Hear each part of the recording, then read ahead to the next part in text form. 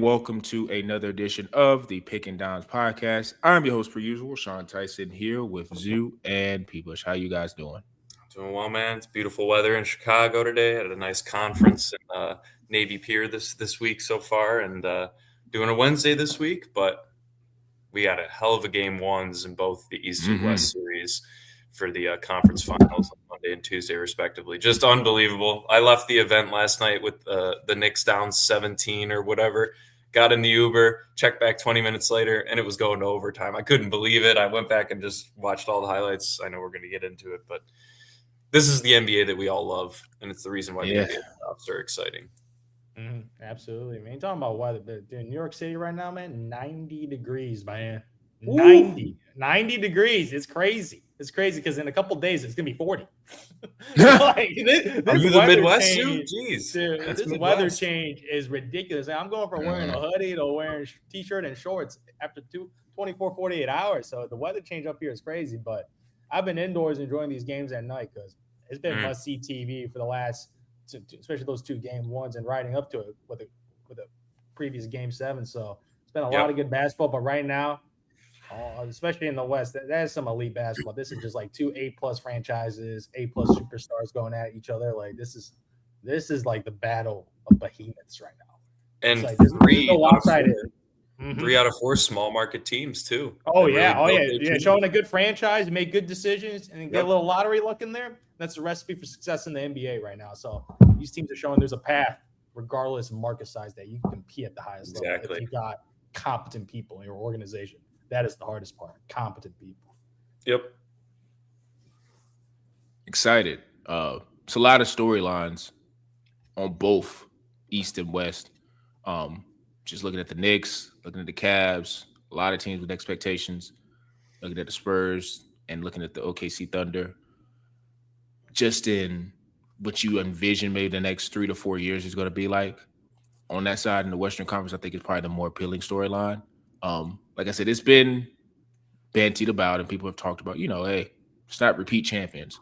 Well, we may not have repeat champions in terms of the same team, but I think I would love to place a wager on just the Spurs or the OKC Thunder being a champion in the next 2 to 3, 4, 5, 6 years. So if you could tell me 2 out of those, like those 2 teams are going to be repeat champions, alternating, that is a really good bet. And watching that game 1 just in terms of it, and I know the Knicks and why am I blanking on the team? The Cavs, went to overtime. But the overtime that we first saw with the Spurs and Thunder it's just classic to me. So very excited about that. But I wanted to go back because, like I said, we're doing this on a Wednesday and kind of just give some ideas and some thoughts about what we saw from the conference semis and people. What stood out to you? This exposed the Pistons, man. I had the wager. Thank you very much, man. Thank you very much. Spider Mitchell, baby. Spider Mitchell showed up. Finally. Congratulations on his first. He had some awful game. That game 6, I couldn't believe my eyes. The game 6. And that's exactly what I was trying to point towards last week. He's probably the streakiest star in the league. And up there with and we used to talk about Jamal Murray that way too, but Donovan Mitchell is a tier above Jamal, as we all I'm sure would agree on. But Jared Allen was kind of the MVP in that series throughout. He had some massive games. He played extremely well. Obviously, we know Duran's struggles throughout the entire first 2 rounds of the playoffs. We'll see how that affects his payday potentially.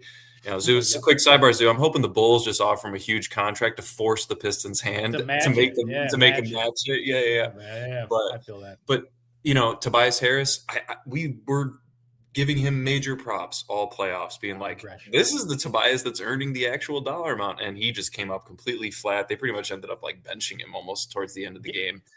Foul issues. I want to highlight his stats in Game 7. 0 for 6. 0 for 6, 5 points. Yep, all free throws. And look, Cade, he came up flat at home, and I couldn't believe it. But once again, if he's the only guy that you really have to respect on that team, we saw Sar Thompson airball and threes in the corner. Duncan Robinson did actually hit a few big shots. Oh, he was amazing in that series. Yeah, he's like 4 for 7 in that Game 7. But they weren't playing defense either, and the Cavs were hitting everything. So there's losing by 31 in a Game 7 at home is pretty brutal to come back from. But this is really forcing the hand, I think, of the high-level management in Detroit, being like, all right, we really got to make a move because we can't waste Cade Cunningham's young prime, and he'll start truly, I think, entering his prime in the next year or two. You got to really surround this guy with some true star power. Whoever you want to speculate that could be, we can have that conversation during the offseason. I think there could be moves made, whether it be trade, free agency. They do have some potential money to spend, I think, up there in Detroit. But yeah, the Cavs, they just came out, stronger team. They wanted it more.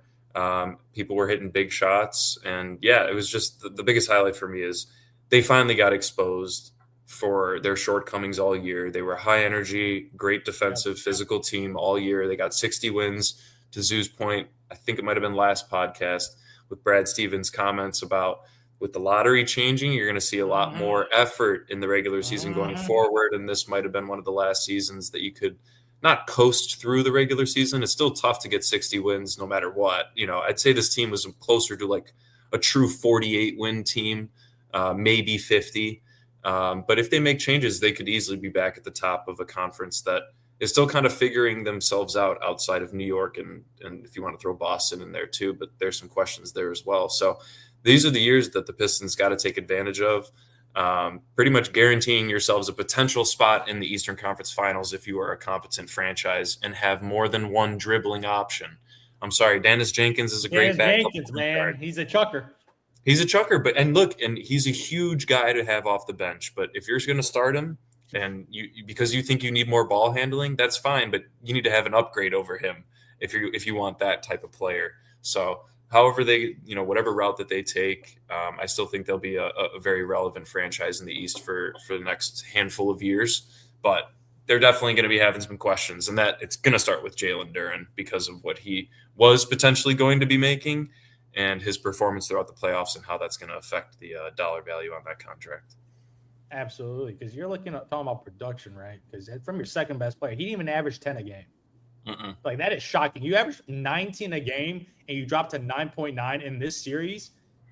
Complete non-factor. And as you mentioned, Jared Allen, who I think he's a solid center, abused him kind of. Like, especially in that game 7, he kind of got every offensive rebound. He was manning the paint. He got to the free throw line like a lot, especially that game 7 where he got 13 shot attempts from the free throw line. He had 23 points in 25 minutes. Think about that. Yeah. Like, he was utterly dominant in that game 7 where you needed your center to show up. And as you mentioned, Cade Cunningham, he kind of ran out of gas. He was carrying the load. And we have to mention that it's back-to-back game 7s, right? So I feel like a lot of that load was on especially Cade when he had to drop some 30-point, 40-point games in the previous series. That load, we saw, I think his legs gave out because he could not hit a single three-pointer. That's one thing I noticed. The legs gave out, couldn't hit a single three. And obviously we mentioned Tobias Harris kind of turned back to a pumpkin. Like, you're relying on, like I told you, I think Duncan Robinson was like his best sidekick that series where he shot the lights out. He shot 57 from the field and 57 from three-pointer. Like, Duncan Robinson was unbelievable that series. But if Duncan Robinson's your second most reliable offensive player, like, that's a massive issue. Like as I mentioned, All-Star Thompson, he's an energy defensive guy, but on offense, he's kind of a zero. Like, they completely played off him. And when you have guys where you don't even have to play defense on him, like, you could rest on the other side, you could help off of him, force him to shoot threes. Like, there's a lot of things you can take advantage when you have such a black hole on offense where he's not a threat at all. And you're talking about a guy where he's your high lottery pick. Like, he's on a contract coming up, so we'll see how much they pay All-Star Thompson because I think he wants to get paid. But he's a gadget guy where I'm not giving him a lot of money. He's a nice, great role player, but he's a very limited offensive player. So this team got a lot of players where a lot of significant falls, like one-way guys. Duncan Robinson obviously is an elite offensive scorer, but defensively he's not the best. And you're looking at that bench where you're relying on like Karis LeVert to be your spark plug. And he had a couple of good games, but Paul Reed. You rely on Karis LeVert and Paul Reed to be like guys coming to be substantial players for you, like Sasser. Sasser, Jesus. Like, they had to rely on deep in their bench trying to find someone to beat this Cavs team. But shout out to Sam Merrill because this guy, low key. Yeah, I'm like, first of all, that jump shot is beautiful, and Jesus Christ, he gets a lot of good looks. Like, the way they run that offense, like, Sam Merrill shooting 43% from 3 in that series. Like, In the playoffs, he's shooting 40% in the playoffs from three, and that jump shot is absolutely pure. And in big moments, he hit some big threes because we watched the series.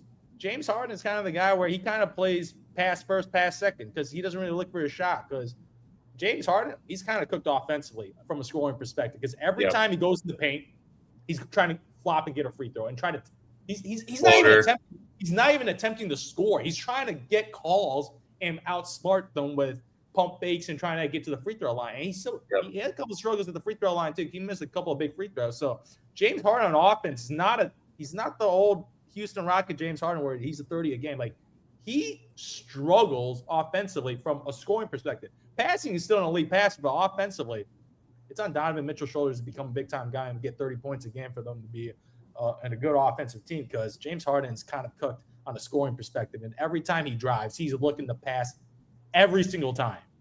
Every single time. You don't need to play him to score in the paint.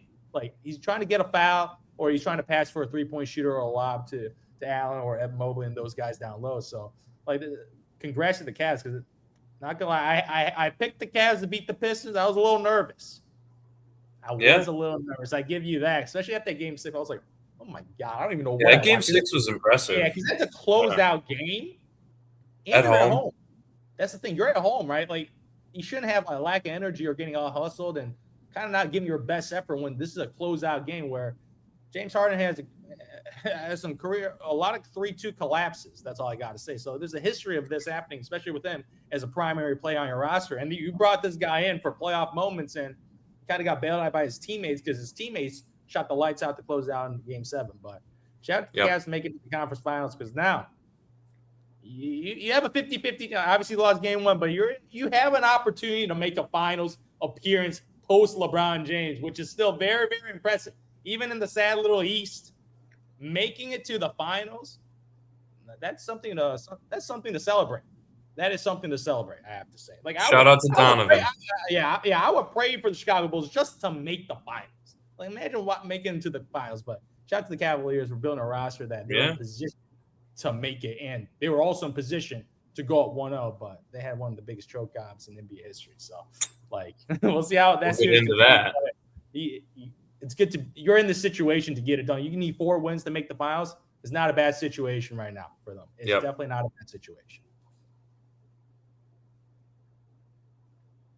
Sean, you might be muted.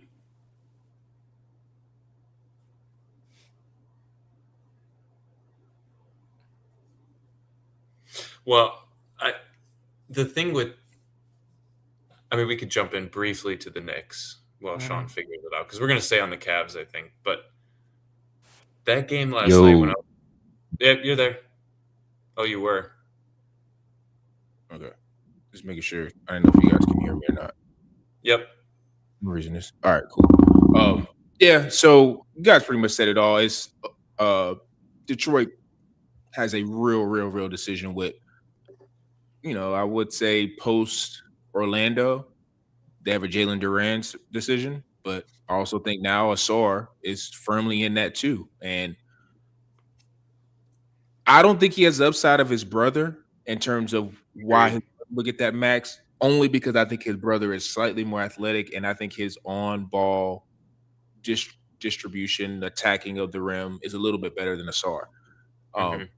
And I think Asar's niche needs to be a corner 3 and elite athleticism on the break, pairing that with locking up the best offensive player.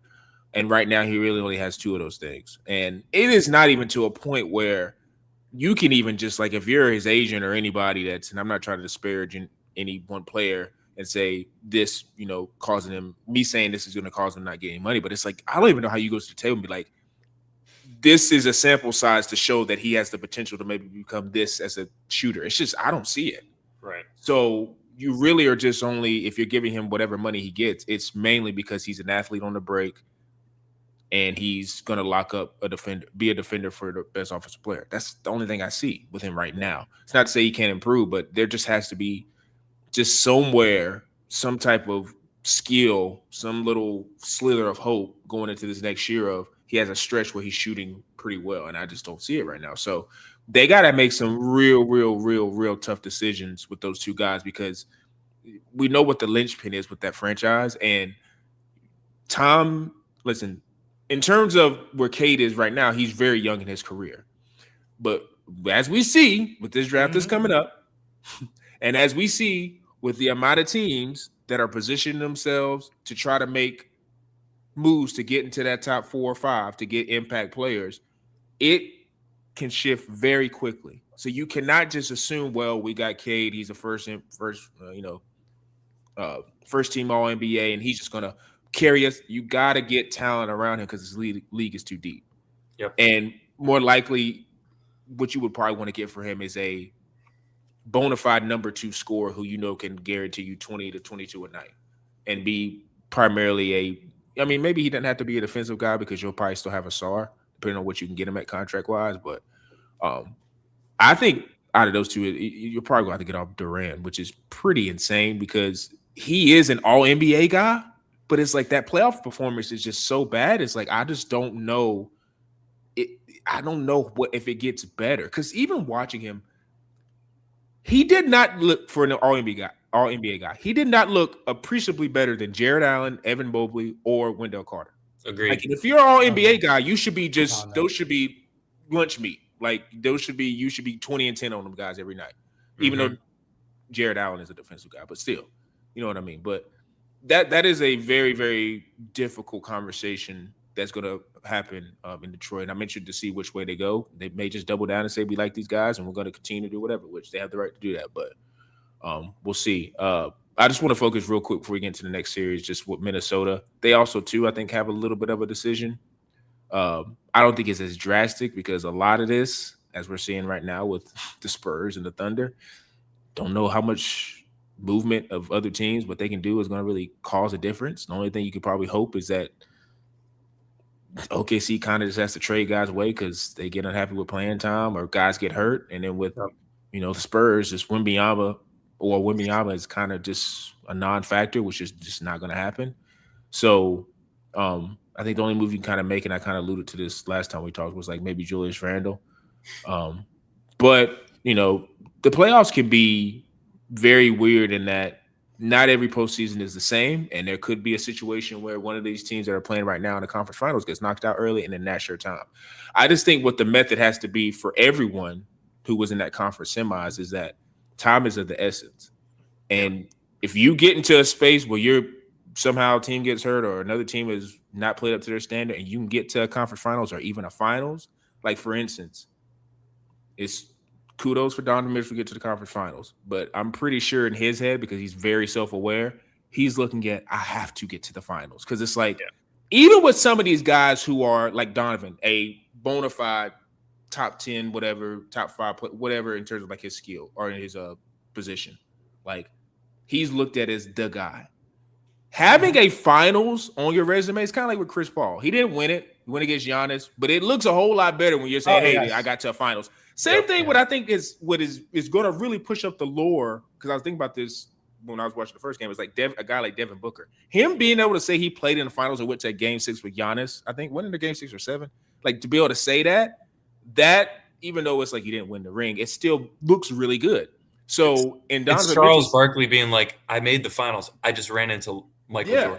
It's like on this, you could just be like, I ran into 2 of the biggest dynasties in NBA history. So sure. I think Donovan is, and who's like, now I want to preface this because last year Indiana had an insane 3-point range arc. Like no team has shot like Indiana how they did to make it to go 7 games. So that you got to kind of factor that in because the 3-point shot just makes teams look like they're better than they are. Because I still think if they were to play OKC 10 more series, like they get blown out in like 5.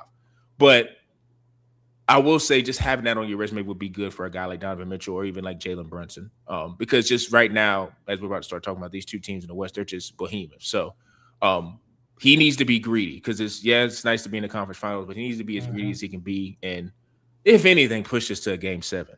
So and that Cavs team, just in Game 1, just real quick on that, like they were so dominant, and you're in the Garden, and they're dapping up fans with 8 minutes to go, up 20, and you're like, and I'm like, that's like pretty much right when I left my event, so I went away from the game for 20 minutes or so. Yeah. And I just remember thinking, I was like, I get it. Like I assumed the Cavs are going to win the game. Maybe I thought they'd get a little. The Knicks would close the gap a bit, but you can't be doing that. You can't be celebrating too early. There's compilations out there on YouTube that you can go watch. Sports athletes, celebrating too early and what exactly happened. Right? You can't do that no matter what, especially when you're on the road. You're pushing the Knicks into a corner, and more importantly, pushing Jalen Brunson into a corner and saying Mike Brown and him going to Mike Brown and saying, okay, this hasn't been working. What should we do? Maybe we should attack James Harden on every single possession. And that's exactly what they did. And Brunson ended, from the 7-8 minute mark left in the fourth through overtime. He shot 8 for 9 the rest of the game. I know I hated on Donovan Mitchell last week. He had a great game. He was 11 for 17. But you take that same, when he hit that last 3-point shot, he finished the game through overtime 1 for 6. Yeah, look, and it's not. He still finished above 50% for the game. And if you're a box score watcher, you're like, oh, he had a great game. Yes.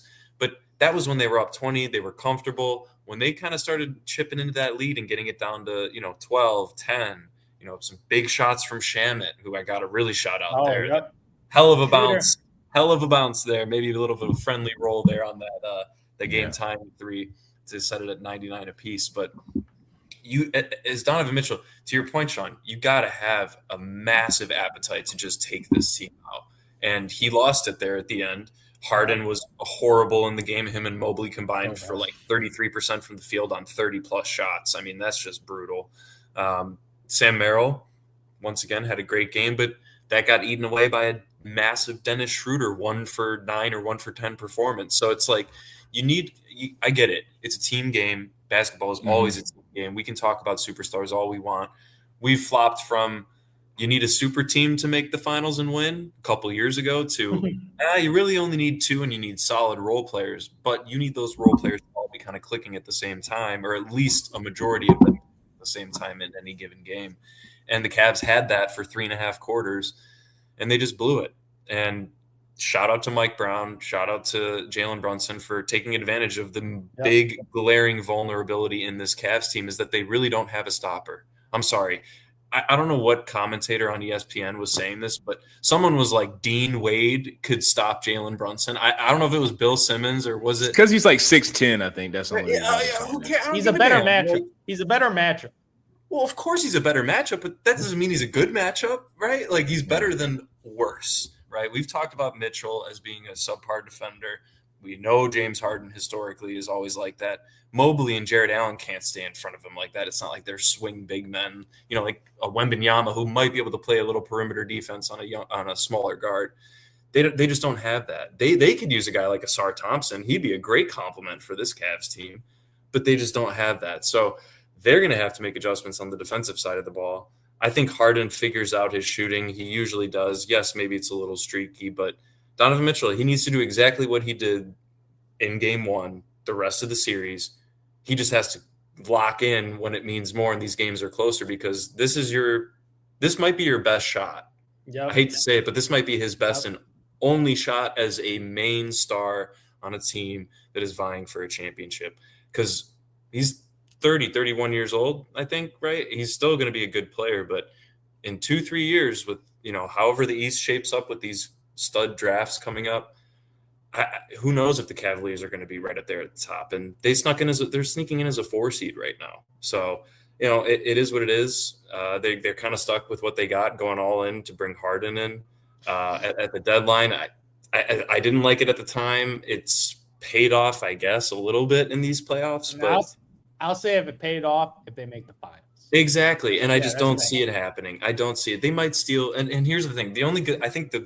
Last thing I'll say on this, the good thing for the Cavs is that they gave a huge effort on the road in game 1 and almost stole it, right? So you're saying they could easily, if they play just as well on both sides of the ball, more so defensively, I think they need to make adjustments. But if they could walk away tied 1-1, that would be ideal, knowing that you also probably should be up 2-0 going back home in a place that they play pretty well at, other than the game 6, like you talked about, Zoo, against the Pistons, where they're a good home team. They really are, and they always have been. So, I don't think this is a sweep from the Knicks, but I wouldn't be surprised if the Knicks take it in 5 or 6. 5 or 6.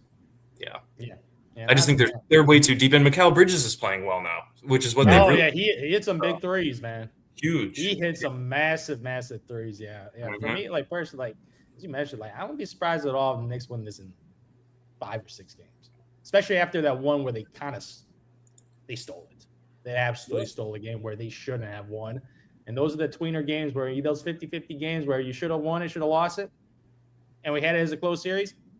That's the table turner right there, man. That's the table turner where for the series, I saw the odds. I was kind of actually low-key surprised because Knicks are minus 250 in the series. And I was like, okay, I get they're the favorite, but I think talent-wise on paper, it's not that big of a gap.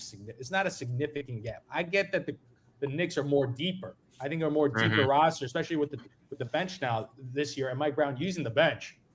But on paper, the talent-wise, I don't think the talent is that big of a gap, especially with the front court over the Cavs. Like they do got some nice defensive big men where they're athletic, they're rebounders, shot blockers, rim protectors. So they have multiple bigs that they could throw out there. And obviously, Harden's still a great passer, and Mitchell's an elite scorer. So on paper, it's a pretty nice matchup on paper for both sides because I think matchup-wise, they could take advantage of Jalen Brunson's deficiencies on defense. So matchup-wise, I think is a very good matchup for the Cavaliers-wise, even though on paper, like overall talent-wise, you could argue the Knicks are a little better overall because they have a better bench. Yes. But I don't think it was a shoe-in for the Knicks to beat this Cavs team until after the game where they were in position to steal a game and make this a 6 or 7 game series where you kind of blew that game. And that kind of reminded me of the games where Atlanta blew it. So I'm looking at these games where I'm just like, these are the games where you got to win if you want to win the series. But absolutely, I'm seeing the Knicks in the final. That's still a sight. I'm like, man, that would be a sight for sore eye. Like, just think about it. It's been over 20 years. 25. They're like the Cowboys. Like, yeah, they are. It's exactly like the Cowboys, where they made some finals appearances back in the 90s, but after that, it's been a whole lot of nothing. But now that would be kind of live in the Eastern Conference Finals post Jalen Brunson. Like, this guy legit. They call him the king of New York for a reason. Like, the people in New York raise him. He's done more for this franchise than I think in the history of the Knicks franchise in the modern era. He's probably the most valuable Knick ever, like in the modern era, outside of because maybe Ewing. Ewing's the only guy I could put up there because he obviously carried them to a finals and was very competitive. So outside of Patrick Ewing in the history of the Knicks franchise, especially in the modern era, I think he's the face of the face because it's definitely not Carmelo Anthony. No, it's definitely not. Like, he has accomplished 10x more of what Carmelo did for the Knicks franchise. Yeah. I think the Knicks are worse than the Cowboys, Loki. I would argue that the Bulls are actually more like the Cowboys. They actually won in the 90s like the Cowboys did and have done nothing since. That is the Chicago Bulls. Yep. The Knicks are like a worse version of the Cowboys, but it's New York, right? So like they get the same media attention that the Dallas Cowboys do. But if you're talking true performance, they haven't been really relevant. Like, you're talking like winning since like the 70s, right? Like, you can talk about the Starks and Ewing years were great, but like they didn't get over the hump. It's been really 50 years since they've truly made their name in the NBA, which is crazy for the biggest market. It makes no sense. You would think a star or two, and I'm not gonna go back and relitigate like stars that could have maybe gone there, but you would have thought there would have been a couple of drafts where, okay, let's just go ahead and hand the Knicks something. No. So to the people who think it's not rigged, that would be a massive reason why it's not rigged, because the Knicks should have gotten somebody. But to your point, Jalen Brunson had a plan with his dad being on staff. That was good on his part. Like, and he's doing it. Like, he's stepping up. He's, like I said before the pod, like, it's crazy to just imagine having that game last night. You came back and won, and you wake up and seeing like Brunson goes on a 11-0, 10-0 run against the Cavs. It's just insane to read. But I think Cleveland had everything going for them. Not only just like, of course, with the lead, but also having like, you already played like a day ago. So like your legs are already, even though they're quote unquote dead, you still got the rhythm of playing in a game, a high leverage game. So I think that's what kind of sparked them having that massive lead. And yeah, to your point, people, shit is a bad look when you're kind of just grandstanding and making it seem like you're still in game one Because the one thing I was thinking about was when the Knicks were coming back is like, if this was the Pacers from last year, I'm thinking about what's the guy? Aaron Neesmith. Aaron Neesmith. Aaron Neesmith. Yeah, Aaron Neesmith is going to hit. Like Aaron Oh my Neesmith is going to God. probably hit one or two threes to curtail the lead. Or That the was storm. Shamit. That was Shamit. Yeah, and it's like it just never came for the or came to fruition for the Cavs, and I still think they have a chance in this series. But to your point, they got to get game 2 because what New York is kind of showcasing this entire playoffs run is once they get on top of you, they just obliterate you. It's not like games 3 and 4 get close. Like they just start smacking you around like, okay, it's over. Like you guys thought you had a chance. Like this is your game 7 in game 2. If you don't figure this out in game 2, we are going to take you out. Yep. And they did it with the Hawks, I think in that game 6 or whatever, or game 5. And they did it with the Sixers, 5 and 6. And then with the Sixers, it just basically was a sweep. And the game 4 was insane. So they're locked in because I think they have what a lot of people who watch basketball know is a factor of we cannot play around. This is Boston somehow fiddled around, and I don't think Boston was that good because 76ers hadn't beat and they did whatever. But like it has shifted to where we have a nice path to get to the finals. We cannot mess this up. So I think the Knicks are going to bring that intensity in game 2, and they're going to be fighting for their lives as well because they want to get this series done in quick order. So I just think the momentum of what they took away from the Cavs, not saying it's a death knell because they still have D Mitch and they still have a random game where, I would say probably Sam Merrill's the dude where he can just go off and start hitting a bunch of threes. Maybe Dean Wade adds to that. Max Strus has a massive game that could happen. But that's mainly part of the problem with the Cavs is their wing guys who can make those shots, none of them can guard. So you're kind of Strus is the best. Strus is decent. Yeah. But he's not good enough for what I think New York has. And I think part of their problem with Cleveland is their best defenders are inside. So it's like you just kind of – it's like I don't want to say stylistically it's a bad matchup because I still do think Cleveland has by a smidge like a better roster just with talent, but they obviously don't fit like how New York does. So I just kind of think that they have to come out with the mentality of this is our game 7 because I'm telling you, they go down 2-0, it might be a sweep. Because New York's not playing. New York is not joking with them. They're going to have if they go up 2-0, they're going to have this death. Like, there's going to be no celebration in New York locker room. Let's just say that because they're going to be focused. So, switching to the West Series real quick for me, just 2 behemoths, 2 heavyweights. I get why everyone's like, hey, this is going to be a preview for the next 4 or 5 years because it probably is. Probably is. And Wemby, and I know I keep butchering his name, but he, it's hard to say coming out party because, I mean, he's been good when he's been healthy in the playoffs, but this one was truly not just I'm coming out as I'm a good player or a great player. This is like a coming out party of forget best player in the league of, okay, now this kind of signifies if I'm going to be on the Braun, MJ, just name your greats, Kobe, whoever, like I'm peeking, like they're in the door talking and laughing. Wemby is knocking and peeking, like he's and soon going to be opening the door saying, "Let me in."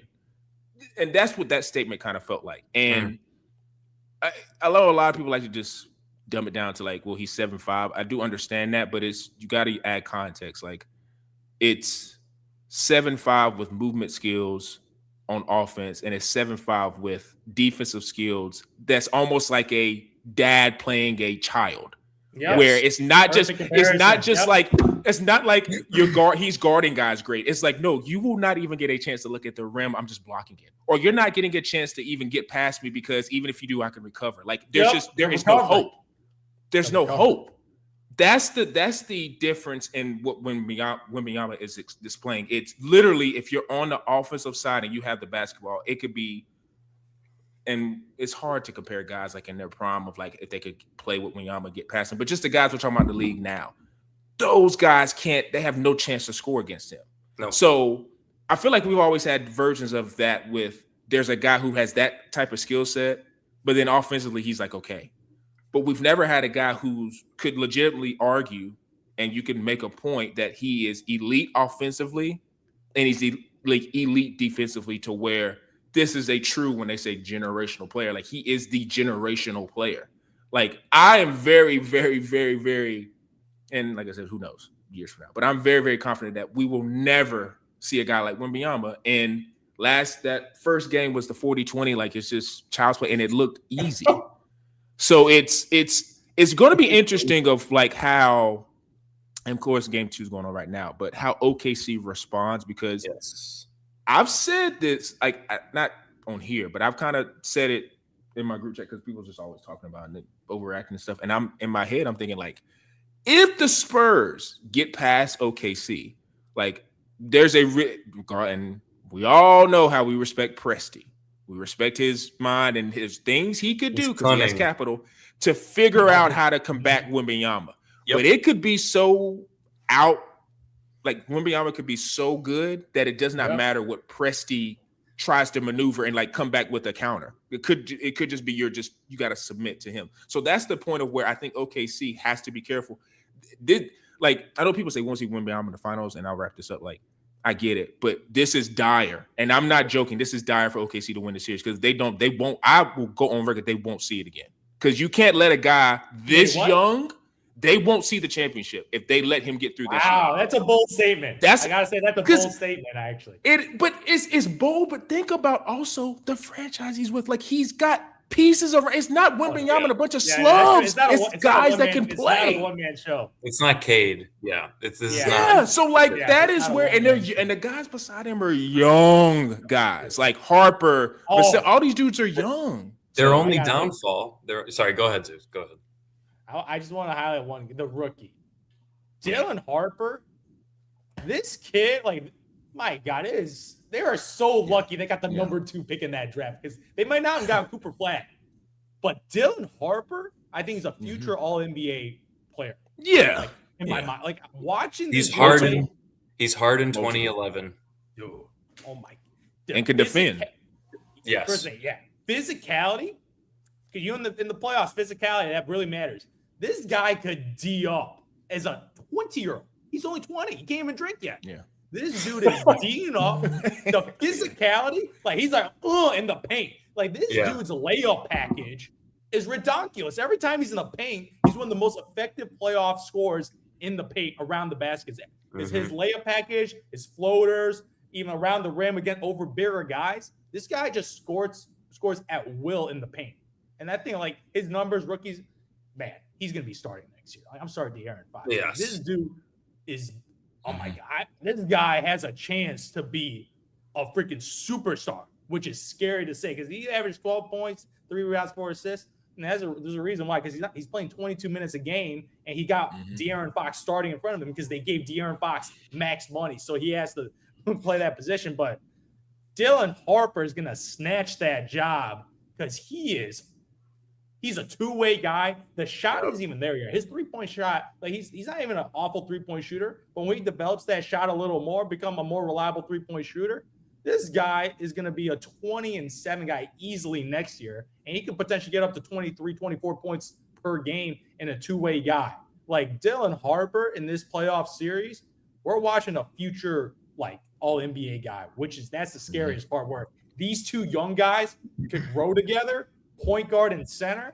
My God, that is the scariest thing I've seen. Like Dylan Harper, my God. Like it's Manu Ginobili. That's what he is. Better. Oh, he's better. Well, yes, I know, but you can tell like his game is so raw. And remember Manu when he was young, his layup package was absurd. Like his finishing around the rim was, I mean, yes, I think maybe his footwork was a little bit better, but Harper's a more physical player. But you can tell he's definitely gotten some consulting from Manu Ginobili just with the way he plays, playing as a lefty. And to your point, and a lot of NBA players have said this, if Manu Ginobili wasn't the third option on that Spurs team, he could have been a much bigger star. Yeah, he's a star. Right, and I think that's where we're seeing the difference between them is that Harper's getting a little bit more rope. Maybe it's Popovich, but I was watching him play just all these playoffs, and I'm like, sometimes he does remind me a little bit of Manu, just without the amazing dribbling ability that Manu had coming into the league, like right away. He attacks. Yeah, exactly. Like when he's with that second unit, when he's the primary option. Yep. This dude just gets the basket at will. Like absolutely at will. Where like he doesn't need a Wembenyama. Like he kind of just give me the ball and there's some shooters around him, Luke Cornett. he kind of just goes and kind of becomes a one-man show on the San Antonio offense, where he's the lead sixth man off this team right now, where he is. And once Fox is gone, it's so funny because they did not expect to get the number 2 pick. They got lucky with the lottery odds, obviously, again. So obviously they cashed in with this pick. But yeah, I got to shout out Dylan Harper, because when I watch this guy play, I'm just like, Jesus. It's unbelievable. It's like San Antonio, Jesus Christ, man, because they were blessed. Like Dylan Harper kind of deserves his own team because he's that good. And that's why I said he's going to be he's going to be the one that potentially runs into the Harden situation of people being in his ear, and maybe the business of the Spurs is way better. Spurs it's pretty easy. The contract's up. Here's the max. Okay, I'm happy. Exactly. But then they got like when his max comes up, he's Jalen Duren. You're like, I could lose my job being Jalen Duren the max. Dylan Harper, thank you very much. The agent do nothing. Like his mommy could be his agent, man. Like his mom could be his agent because he is that good of a player. Like, and then once Fox is gone, then they can really just lock in Stephon Castle, Harper, they and have Wemby, their 3 guys. And there's your core. Your core. Yeah. But a couple things on Wemby real quick. 2 things. One, I think randomly, and I don't know why, what Wembanyama is doing and what he makes other NBA players look like, even dudes that are 7'1", like we've pointed out with Chet Holmgren, I have more respect for Wilt Chamberlain now. We joke, we're like, he played with plumbers and all that. Maybe he just made them look like Wembanyama is making NBA guys that we believe in as good players. Like, I hate to say it, but I agree. Bill Russell, the Bill Russell they do, I completely agree with you. But Wilt Chamberlain, man, he might have just been Wembanyama first, and this is like someone that we only see every second version. Yeah. Right. So like, there were 8 teams back then and all that. And I understand the hate, but if you're going to pick an old dude to back up in like your top 10 of all time, it's going to be Wilt Chamberlain, because we're seeing a version of that, a 2025, 2026 version of Wilt with a jump shot and apparently pulling up for 33 footers to tie a game with, down 3 at the end on the road. I mean, that was one of the best shots I've seen since the Curry pull-up shot. Curry from the same spot. The same spot.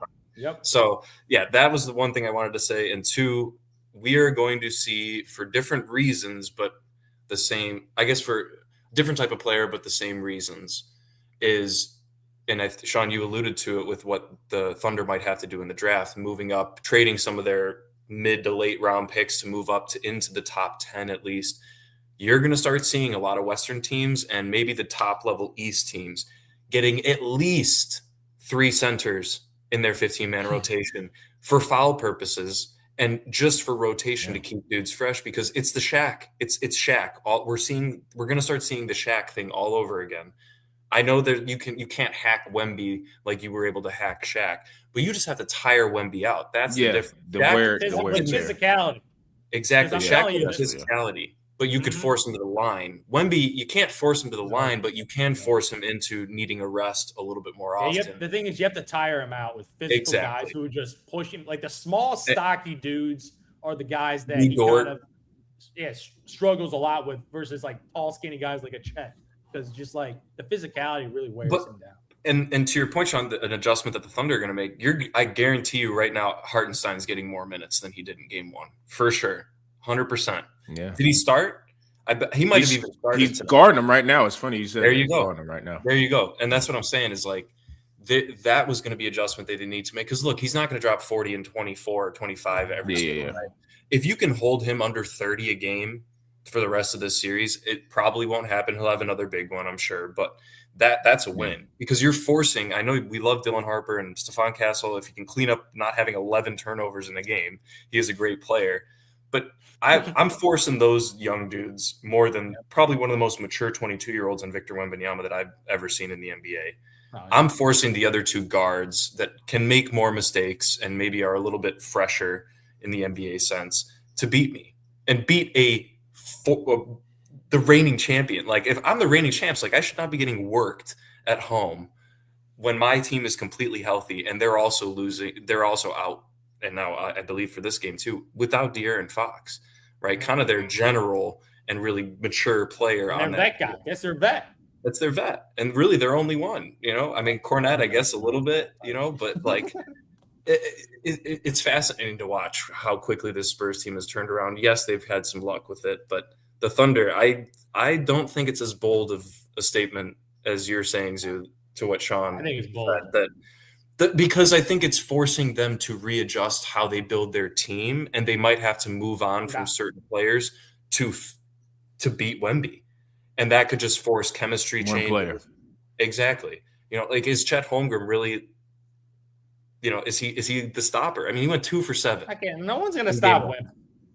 I agree, but he doesn't around. You can force him to be a passer and put him in different situations. You got to be able to put up a fight. He didn't even put up a fight, though. He had that one block at the end of the game, which was huge, and that was great. Awesome, good for you. But 2 for 7, I'm sorry, man. Like, you're 4 inches shorter. That's like saying like a 6'4" guy can't guard a 6'8" guy. Yes, he can. Like, for sure. I know the wingspan's an issue, but Chet's wingspan is no joke either. So he's either got to bulk up or just change his. He had to play you have to, because he's over 7 foot. He would have to play the speed game, because with his stride, if he was more athletic and like a more fluid 7-footer, he could get past Wemby. And I know the recovery is crazy for Wemby, but the recovery time gets cut in half if you're 7 foot and blowing by, like a Kevin Durant in his prime. Yes. His recovery is not going to be as fast, because Kevin Durant could get to the rim faster and maybe get it to the backboard to where it's either a goaltend or whatever. But the reason why I feel like it's such a bold statement is because you got to also think about what that signifies if he gets past them. Like, everybody, and I think we talked about this maybe a couple pods ago, maybe last pod, I can't remember, but like what the wait time has been for all of the Pantheon greats. They've all had to wait. Yep. This is a new charter territory if he gets past his OKC team. And for me, that is now you don't want to say it's a guaranteed championship, but I mean, more than likely, they probably would dispatch let's just say the Knicks. That means he's winning a championship at 22. We've never seen that before. So everyone knows what happens when you win. Like Charles Barkley always says the same statement every year. It's like, once you win 1, you're going to win 2, you win 3, you win 4. But it's like, he might be right on this instance, because your confidence is going to be so unmatched, and him winning it at that age. And full disclosure, I don't know Wembanyama personally and how he acts off the court, but it kind of seems from the outside looking in, he's a lot more mature. So he's going to be looking at this as like, I'm getting greedy. There's not going to be complacency, I feel like, with him. Mm-hmm. That's the perfect word, Sean. Greedy. This dude wants everything. There's certain players, they make the league and they get their first max contract. They're like, I'm content. Andrew Wiggins, man, I made the league. I got 140. I'm happy, man. Like, I don't need to work on my game. Like, he's content. He made his goal. He made the NBA, plays for basketball for a living. He got his max contract. Yeah, he won a champion. Like, guys, that's great. I'm in Miami now. I'm chilling. But Wembanyama is one of those guys that he's actually not only physically built different, mentally. Yeah, he's like Kobe. He's got that mentality of like, man, I want the MVP. I want Defensive Player of the Year. I want the Rookie of the Year. I want everything. Like, he's still pissed off when Chet Holmgren won the MVP back when he was in high school. When it was the Europe versus US. Like, that is why he doesn't like Chet Holmgren. He was the MVP, and they beat the French team. So he holds grudges about these types of things. It was a little Kobe mentality, like Michael Jordan, where he takes things personally. Where SGA over there is number one. Like, he took that personally. He dropped a 40 and 20 piece, and SGA had an awful game. So he is one of those guys. I'm just like, he went to a temple to train with the Shaolin monks, and he was dribbling up a hill. Like, the stories I hear about this guy, I'm like, this guy mentally is a little different. Like, he likes stress. He's like, locked in. Bit of a psychopath. He's just like, God, he is mentally built like I want everything, which I'm like, that's so refreshing to see when I see players are kind of spoiled and they get that max and they kind of just like, whatever, like they're an NBA player, they got their max $200 million, they're full. This guy is starving. I feel like even after he even wins one, he's gonna be starving for more, because he'd be like, yo, I want MVP, I want another Finals MVP, I want another TOY. Like, every single year, he wants to take every trophy for himself, which is refreshing to see, where I'm like, this guy's not content. Like, if this guy NBA needs that. Yep, absolutely. Absolutely. In the league where people get paid a lot of money, where, okay, they kind of like, I lost a series, I'm going to go home in my mansion. This dude, if he loses to OKC, he's going to be pissed off. Like he's gonna be raging because we see he got a little mean streak with him when he gets upset. Like the Timberwolves fits. Yeah, he almost killed Nas Reed. Nas Reed over the pushing. When he took out Alex Caruso, when he just decked Alex Caruso, I was like, telling you, man. Like this game to him is a little different. Where it's refreshing to see where this guy he's snatching that face of the league post LeBron James, and this is the man because he loves the game. Like and he's all about the game, and he got no distractions off the court. Like this guy is singularly focused on being the best player that he could ever be and winning championships for the San Antonio Spurs and getting every individual award. Like this guy is, I love it. I love it. This dude is greedy. And in the NBA where everyone's fat and happy, I appreciate a guy that is salivating to win every single game, even regular. We saw in the regular season. We saw in the All-Star game. We saw the NBA Cup. Like this dude wants everything, which is refreshing because he's setting the tone as this is the face and everybody's going to follow the face. That's usually how it works, where people follow by example of like what this guy's setting a bar, a standard of. And if you want to beat him. Yeah, you want to play with me, be on my level. There's a certain standard that you got to put yourself into. Where this guy in practice is like he's training balancing off 1 foot with the trainer shoving him. Like this is what he does because he's built different and he puts himself in a situation where I'm going to maximize my skill set and I'm not going to have any ifs in my career. Like that's the thing. Like Shaq had some ifs. And he's not. This dude's going to have no ifs. And he's not buddy. Yeah. That's the last thing. Which. I don't know. I think the foreign aspect helps with that because they're not really. I really don't. I used to be like I don't like the guys being buddy, but it's like man, if you watch AAU bat, it's just that all of them guys are like literally playing 4 games a day, and then it's hard to like hate that guy. And if we want to keep it a buck, a lot of these guys are coming from 2-parent households and very nice homes, so like they're just not this the struggle and being angry is not just going to be there when you're going home and you're got a 2-car garage. Like it's just not going to be there. It's just the NBA has changed. Like a lot of these guys, we're talking about Dylan Harper.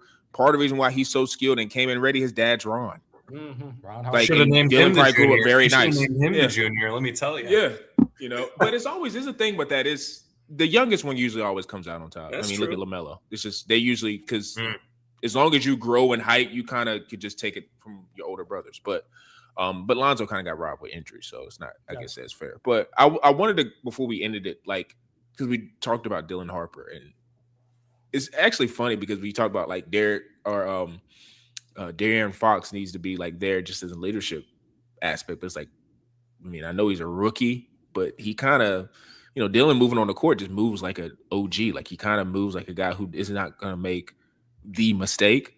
But I was just thinking because obviously he's a super talent and I think there's multiple All-NBA teams. It's like, what would you do if, let's just say you're one of those teams in that top 5 and they're like, hey, you can have Dylan Harper or you want to keep your pick? Like, what do you think the answer for most of you trade it?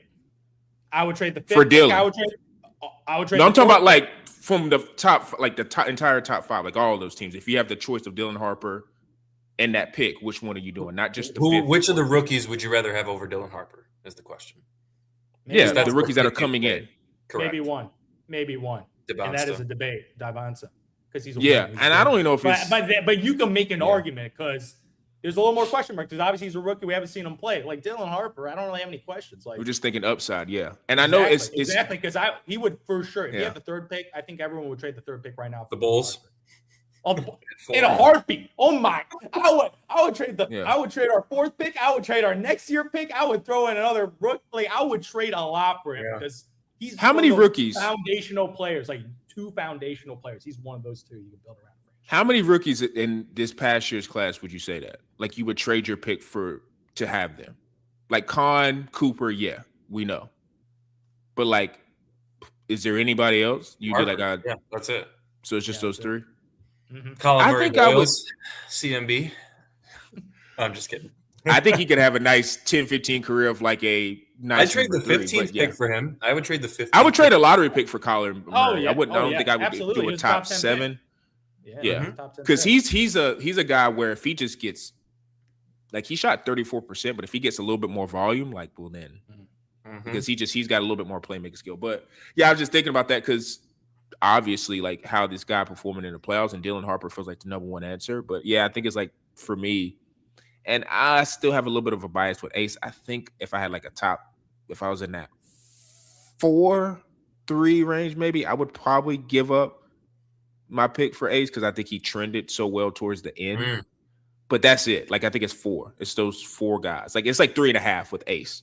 But like the rest of the guys is like probably not. But it's just interesting because Dylan Harper is kind of a guy where and I'm also just so freaking biased towards lefties because I just think aesthetically and how I think it is a thing. I think it is a thing of having to guard a left-handed guy who's explosive and can move. It's just your body's not used to doing that. So I think they can get to spots on the floor. That's why I got like, if you think about the left-handed guys in the league that offensively were really good and they're like, there's 2 guys, Harden and D'Angelo, 2 of the less athletic guys. Why do you think they were just able to score at will when they were in their heyday? It's because I think it's harder for guys to maneuver their body when you're going against a left-handed guy. Even Manu. So then when you I like Manu so, is the same way. Yeah, and he was probably in terms of just step, he probably had the fastest step out of those 2. So it's like when you combine explosive like Dylan has, he has a little bit more explosiveness, and him also being left-handed. Like when his shot comes around, which it will, it's So it's just interesting to think about that because this draft class is so ballyhooed. You'd be like, well, I still would rather have guys like Harper. It's going to be the San Antonio Invitational, as Zoo likes to refer to it for the Chiefs. It's going to be like that for the NBA. Because you look at the age of 22 and younger, the 3 best players. Like that is a crazy stat to look at. These guys are all on their rookie contracts. I'm telling you, it is the Thunder all over again. It's the Thunder, the young baby Thunder. They're just going to win. They might win one.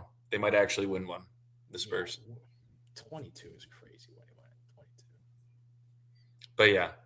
But go ahead. Yeah, could happen. So it's going to be nice for the NBA to get that post LeBron face ready. Wemby has snatched it, and he's holding it up in the air, and nobody can grab it right now. Adam Silver, he's licking his lips right now. He's like, "Okay, Brown, we go with you. You can retirement tour next year. We got the next dude right now." Yep. So it's super cool to see the NBA kind of transition into that post Bron, Steph, all that KD, and have a guy who really wants to be that face. And what I think also is going to be interesting is the guys that are going to be obviously below him, like the Ants. I mean, even the Jalen Brunson, like those second tier stars compared to Wemby, fighting to try to take that mantle. So it's going to be nice for the league offices to have this in their back pocket. So they are very, very excited. They're salivating over right now? Wemby and the Knicks. That's what they're salivating right for now. sure. Yeah. If they want some ratings, Wemby in New York in finals. Wemby in New York. Geez, with the start. Oh Lord. Jesus. It's going to be $500,000. I cannot imagine the MSG area. What is that ticket, bro? The worst ticket would be like $5,000, man. The worst ticket for game 1 against the Cavs was $2,600. I'm telling you, dude, for Wembanyama and MSG, exactly. Put the biggest star in the biggest mecca of basketball. Oh, Adam Silver is just come on, let's give me that finals because Jesus Christ. Oh yeah, it will probably be one of the highest rated finals since Golden State and the Warriors, right? Like 100%, right? Like you look at that match because you got a star and then New York. Like you got even though it's a small market, you have the star upcoming and then just New York. You have the small market though. It's the small market in the NBA for the last 25 years. For sure. So I'm excited. It's, NBA gets all the criticism during the regular season deserved. But when it comes to this playoffs, they do it to the highest of tiers. They do it to the highest of tiers, and I love it. So I'm going to be interested to see how these series play out. Hopefully they're a little bit longer and they're not 4 or 5 round series. But make sure you guys tune in to Tyson Talks _ Instagram, Tyson Talks _ on our Instagram. What did I say? Quantro Knows on our YouTube, Spotify, Apple. Make sure you subscribe to that. 5-star review. Give us a comment. Make sure you're tuning into our Instagram page specifically for NBA content and also draft profiles as a draft. I think it comes up in June, middle of June, late June, not sure. But make sure you tune into that. And for me, Zoo, and P. Bush, we are out.